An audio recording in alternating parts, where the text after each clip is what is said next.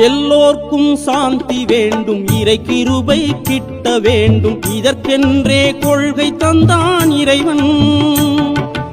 எல்லோர்க்கும் சாந்தி வேண்டும், இறை கிருபை கிட்ட வேண்டும், இதற்கென்றே கொள்கை தந்தான் இறைவன்.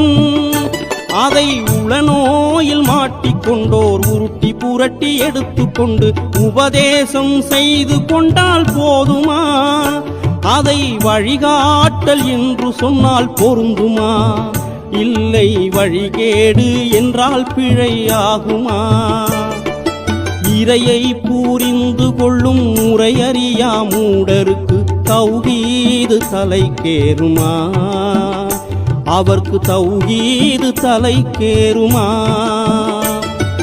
வழியறியா வம்பர் கூட்டம் வழிகாட்ட முனைந்து நின்றார், எவ்வழியை அவர் காட்டுவார்? அவர் திசை புரண்ட தீவழியை தான் காட்டுவார். கொள்கை எங்கே கொண்டு செல்லும் உனக்கு தெரியுமா? அதை திசை திருப்பி விட்டோர்க்கும் அது புரியுமா? கொள்கை எங்கே கொண்டு செல்லும் உனக்கு தெரியுமா? அதை திசை திருப்பி விட்டோர்க்கும் அது புரியுமா?